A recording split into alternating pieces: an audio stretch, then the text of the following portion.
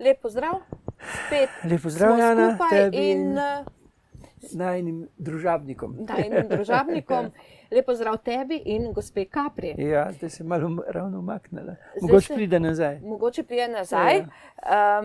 In ravno tukaj sva se usedla nekje v naravo zunaj, ker sva rekla, da bova spregovorila o naravi, o tem, zakaj je tako pomembno najti in poiskati živi stik z naravo, pa tudi živalmi, če smo že pri tem, ne samo z zelenjem, ki nas obdaja. Človek je v nekem obdobju pomislil, da je nekaj nad, ne? In je potem začel zviška gledati na rastline, na živali, celo si je domišljal, da jih lahko začne izkoriščati, zlorabljati, ne? Zato, da na njihov račun, na krivičen način pridobiva sebi več ugodja, več prijetnosti, ne? In je pri tem spregledoval oziroma zanemarjal dejstvo, da to, kar je krivično, ne more roditi dobrih sadov niti za njega, ne za človeštvo. Sami vemo, najprej lahko začneš ti zlorabljati rastline, potem živali, potem pride na vrsto človek, ne. Mi zato, da višamo svoj BDP, ne, da ohranjamo prijetnost in lagodje, dejansko izkoriščamo mnoge nerazvite dežele, ampak to je logično, ne. Kar je nedopustno, je postalo marsikaj logično, ne. Veste, ne da se goljufati, ne. Pravijo, Bog vedno odpušča, človek težje odpušča, narava pa nikoli, ne. In če smo mi v odnosu do nje nepošteni, krivični, dejansko je to krivičnost do človeštva, se bo to krivično od narave povrnilo kot slaba posledica za človeštvo, kar sedaj dejansko že ugotavljamo. Ne samo recimo z izumiranjem rastlin, posledično živali, v zadnjih 10 letih je število ptic se pri nas znižalo za 40%, ne. Tudi človek potem na nek način hira po različnih boleznih z manjšo odpornostjo. Kar bi pa rad zdaj zapeljal smer v to, da se je potrebno vrniti v sožitje z naravo, nazaj v spoštljiv, pravičen in odgovoren odnos. Tisti trenutek, ko ti vzpostaviš sočuten odnos do stvarstva, ki te obdaja, se bo ta sočutnost stvarstva povrnila tudi k tebi. Vse v stvarstvu bo začelo delovati tako, da te okrepi, ker tvoja krivičnost več ne poškoduje narave, recimo, da bi jaz tukaj metal neko umetna gnojila, neka kemikalijo, in bi potem užival recimo regrat oziroma zelišča, ki so obremenjena, ne, bi mi že na fizični ravni škodovala. Koliko boljše tudi na tej duhovni ravni, ne, ko sem sam spoštljiv, veste, takoj narava vrača spoštljivost kot tisto, kar me krepi, kar me ozdravlja. Zelo zanimivo mi je bilo poslušati patra Simona Ašiča, ki je rekel, tam, kjer živiš in te mogoče naravne danosti ogrožajo, tam v naravi vedno rastejo tiste zelišča, ki ti bodo pomagala k ravnovesju in zdravju. Če imaš odprt, sočuten, zaznaven, učeč odnos do tega, do vsega, sredi katerega živiš, ne. Gre preprosto za to sočutenje, torej ne, bi rekel, grobo izkoriščanje, ne, bomo polili za gnojnico in potem ne, ampak gre za en občutek do stvarstva, ki ga moraš imeti, ne. In potem tudi recimo, ko si recimo žalosten ali pa otožen, pa se usedeš, ne, se ne skriješ v hišo, ampak se usedeš ob potok, na jaso sredi gozda, ne, dejansko veste šum vetra, šumenje vode, žuborenje vode, vonjave, ki te obdajajo, barve, ki so tukaj, same po sebi dejansko stabilizirajo tvoje čustveno notranje počutje, ne. Zato je v času, recimo, ko nas ogroža marsikaj, ne, toliko bolj pomembno stopiti tja, kjer pa nas nič ne ogroža, ampak nas vse umirja in pa krepi. Ne. Od tega ponorelega sveta, ne, ki ga je ustvaril človek, se povrniti v svet spokojnosti, ravnovesja, umiritve, seveda moraš imeti pa najprej sam pošten odnos do stvarstva. Če imaš zgolj uporabniški, ne, če imaš vrt samo zato, da boš gnojil pa pridobil, pa ne boš ljubil vrta, ne boš ljubil rastlin, ki rastejo, te bodo pol manj poživljale, pol je, seveda rečeno v narekovaj, vse je v odnosu. Nič se ne da zgoljufati izven odnosa. Ne. Zato je, recimo, vse se začne. Narava je nedolžna, ne. Je nedolžna. Jaz pa moram marsikaj pri sebi razčistiti, ne. Da sem v sočutju z njo na ta način, da obema paše in da drugega krepiva. Ne. In potem moraš še vedeti, kaj je tisto in kdaj je dovolj. Včasih ljudje to. Ja, dovolj je dovolj, ne. Saj, če imaš vrt, pa ti kaj več zraste, recimo, lahko še vedno podariš, ne. Ljudje so bili vedno v tej izmenjavi dobrin igrivi, ne. Tudi tukaj, recimo pri meni, gospa Kapra prihaja, tukaj pri meni recimo ne uspeva paradižnik, ne. Ampak ljudje to vedo, ne. In ko je sezona paradižnika, imam še preveč paradižnika, ne.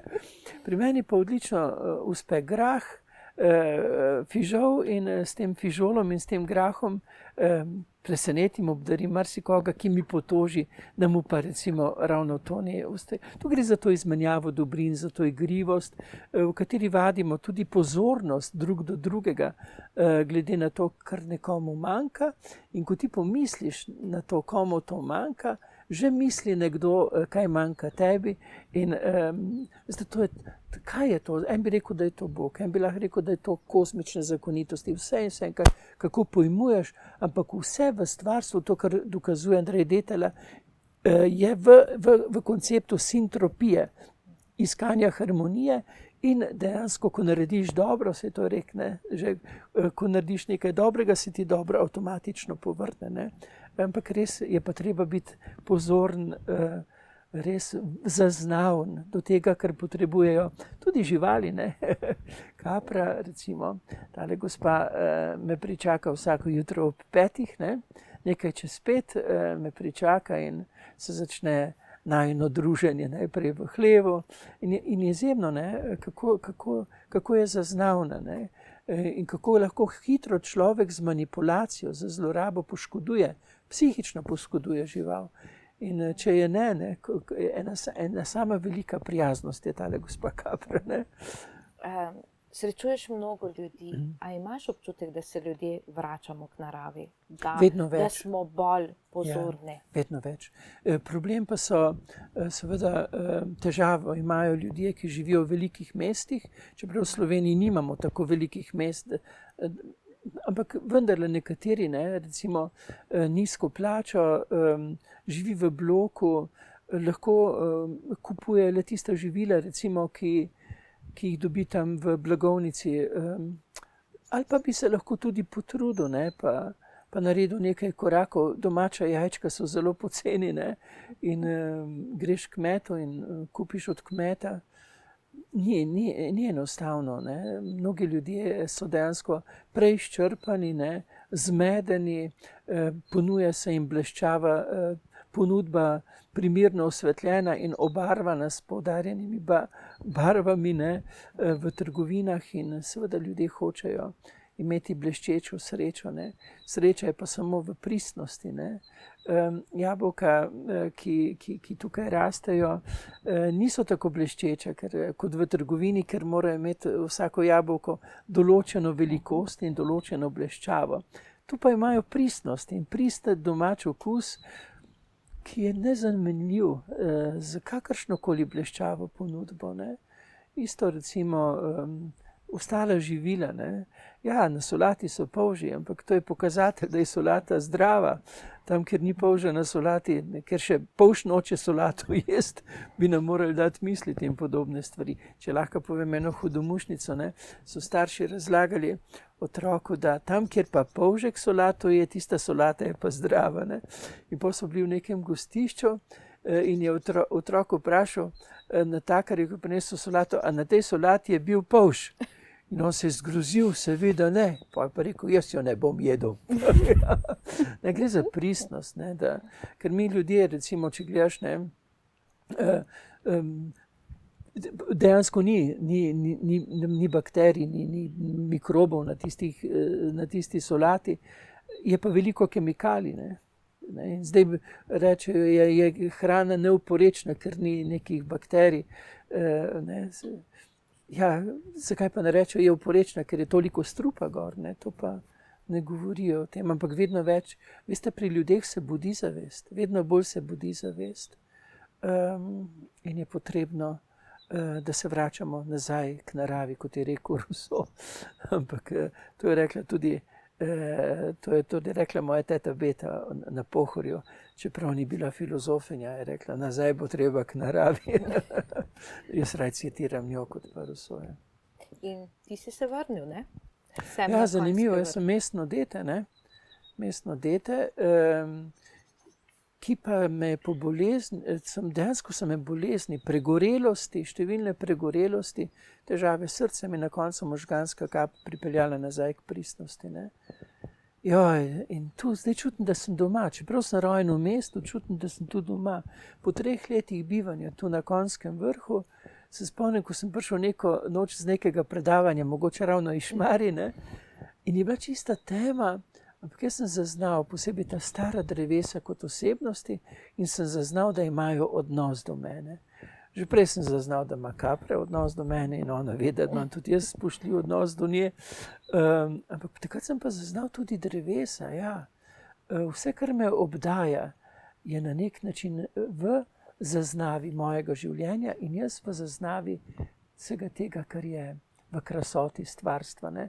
Zdaj, recimo v tem času, ko rumeni listje, ne, je res pravi užitek opazovati te tople barve, ki nas na nek način hranijo s to notranjo toplino, ne, kot polhek si nabere pred zimo tolščo pod svojo kožo, tako si moramo mi v svojo dušo nabrati to toplino za hladne zimske dni, ampak tudi takrat vstopati v naravo, ker tam vidimo, so že neka drevesa, jeseni so brez listja, ampak stojijo kot palice, ne?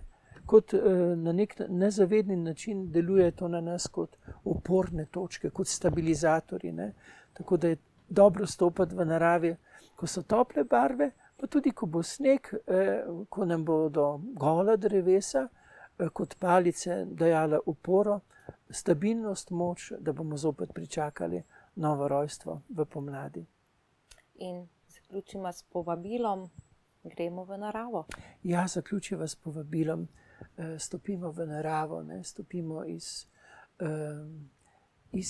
zaprtosti v sožitje z vsem, kar nas v krasoti, verjamem, vsakega izmed vas prav blizu obdaja, in v tihoti, v spokojnosti, globoko v sebi zaznajmo, kako blagodejno vse to, kar je v stvarstvu, deluje na naše počutje. V času, ko nam toliki dejansko jemljajo moči z težkimi informacijami, je narava tista, ki nas ne bo nikoli obremenila, ampak sprostila, njen šepet v vetru, njeno žuborenje v potokih, pa je tisti zvok, tako pravijo, ki najbolj razbremeni napetostne vozličke v naši glavi, v naših razmišljanjih. Torej, en lep pozdrav iz lepega Konjskega vrha, tja v lepo območje, kjer bivate vi.